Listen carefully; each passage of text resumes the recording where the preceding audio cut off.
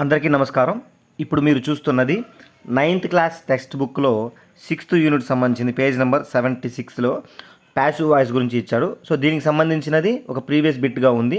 So దీని అంటే text బుక్లో ఉన్న బిట్స్ యాజ్ ఇట్ ఈస్గా ఇస్తున్నారని మీకు ఎగ్జాంపుల్గా చూపించడం కోసమే ఇవి రెండు కూడా మీకు ఇన్సర్ట్ చేస్తాం మన వీడియోలో. సో ఒకసారి క్వశ్చన్ చూద్దాం. అంటే మనకి ఎగ్జామ్లో ఏదైతే ఇచ్చారో ఆ క్వశ్చన్ మాత్రం చూద్దాము. ఇక్కడ మీరు చూస్తే ప్యాసివ్ వాయిస్ అని హెడ్డింగ్ ఉంది పేజ్ నెంబర్ కింద. దాంట్లో వచ్చి సెకండ్ వన్ ఉంది కదా, I was asked to go and SIT on the back bench అని ఇచ్చాడు. సో ఇక్కడ మీకు నేను వెర్బ్ చెప్పేటప్పుడు చెప్పాను, V3 చూడు, బీ ఫామ్ తర్వాత V3 ఉంటే ప్యాసివ్ వాయిస్ అని, బీ ఫామ్ తర్వాత V3 ఉంటే ప్యాసివ్ వాయిస్ అని, అదే బీ ఫామ్ తర్వాత V4 ఉంటే కంటిన్యూస్ అని, అదేవిధంగా V3కి ముందు హ్యావ్ ఫామ్ ఉంటే పర్ఫెక్ట్ అనేసి మనం చెప్పుకున్నాం. సో అంటే ఏంటి, ప్యాసివ్ వాయిస్ని ఐడెంటిఫై చేయాలంటే ఖచ్చితంగా బీ ఫాము ప్లస్ V3 అనేది ఉంటుంది. ఇక్కడ ఐ సబ్జెక్ట్ ఉంది, వాజ్ ఆస్క్డ్ అంటే ఏంటి, ఒకరి చేత అడగబడ్డాను అంటే చెప్పబడ్డాను అని అర్థం. ఇక్కడ was be form plus asked V3 ఉంది, బీ ఫామ్ ప్లస్ V3 ఉంటే ప్యాసివ్ వాయిస్ అని అర్థం. సో మరి ఒకసారి ఆ బిట్ చూడండి, I was asked to go and SIT on the back bench అని ఇచ్చారు. ఇది 9th క్లాస్ టెక్స్ట్ బుక్లో మై చైల్డ్హుడ్ అనేది అబ్దుల్ కలాం లెసన్కి సంబంధించిన బిట్. సో దీనినే యాజ్ టీజ్గా మన టెక్స్ట్ బుక్లో ఉన్నది సేమ్ బిట్ని మనకి ఒక ప్రీవియస్ బిట్గా ఇవ్వడం జరిగింది. ఇప్పుడు మనం దానిని డిస్కస్ చేద్దాము. ఆ ప్రీవియస్ బిట్ని సేమ్ బిట్ ఇక్కడ మనకి ఇవ్వడం జరిగింది. ఒకసారి చూద్దాము. I dash to go and SIT on the back bench. So ఎవరైతే టెక్స్ట్ బుక్లో చదివింటారో పేజ్ నెంబర్ 76 9th క్లాస్లో 6th యూనిట్ ఎవరైతే చదివింటారో వాళ్ళు డైరెక్ట్గా ఆ బిట్ చూస్తే ఖచ్చితంగా ఆన్సర్ రాయగలరు. సేమ్ బిట్టే కదా మీరు చూసారు. అక్కడ ఏం చూసారు, I was asked to go and SIT on the back bench అని ఇచ్చాడు. సేమ్ ఇక్కడ మనకి సేమ్ దాన్ని అంటే ప్యాసివ్ వాయిస్ని ఒక బ్లాంక్ రూపంలో ఇచ్చి మిగిలింది ఇచ్చాడు. సో క్వశ్చన్ ఏమి ఇచ్చాడు చూద్దాం. Choose the option that is apt to fill in the blank అంటాడు. అంటే కింద ఇచ్చిన దాంట్లో ఏదైతే సూటబుల్ అవుతుందో దాన్ని తీసుకోమన్నాడు అని అర్థం.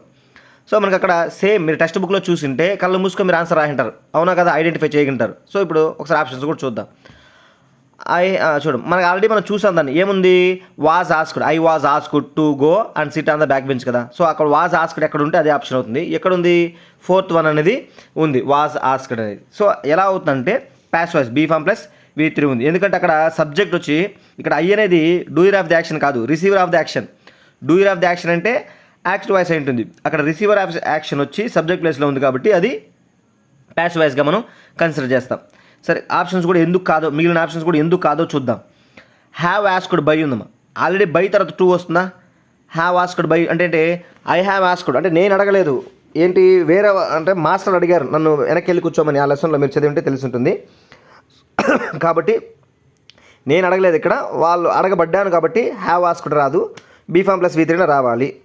నెక్స్ట్ సెకండ్ చూడండి, బీ ఫామ్ ప్లస్ V3 ఇచ్చాడు, యామ్ ఆస్క్డ్ అనేసి. యామ్ ఆస్క్డ్ ప్లస్ బై ఇచ్చాడు, బై తర్వాత 2 వస్తుందా, బై 2 అనేది మనం ఉపయోగించాం కదా. సో దట్టు అక్కడ ఆడ పాస్ట్ టెన్స్లో ఉంది, ఇక్కడ మనకి ఆప్షన్లో ప్రెజెంట్ టెన్స్లో ఇచ్చాడు కాబట్టి ఇది కూడా కాదు. నెక్స్ట్ చివరిది వచ్చి ఈజ్ ఆస్క్డ్ ఉంది. ఇక్కడ ఐ తర్వాత ఈజ్ అనే వెర్బ్ సూటబుల్ కాదు కదా. ఆ యామ్ అన్నా సూటబుల్ అవుతుంది, బట్ అది అక్కడ బై ఉంది కాబట్టి TO2 రాదు, ప్లస్ నేను అడగలేదు కాబట్టి ఇక్కడ ఈజ్ అనేది కూడా ఐ ఈజ్ అని రావు కదా.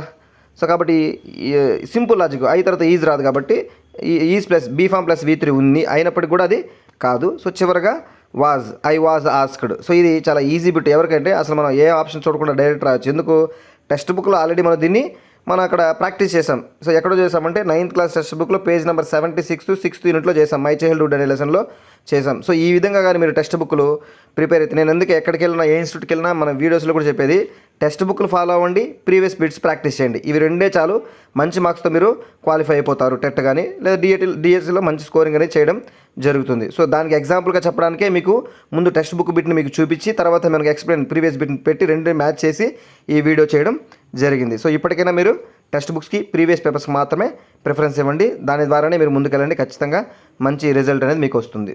Thank you so much.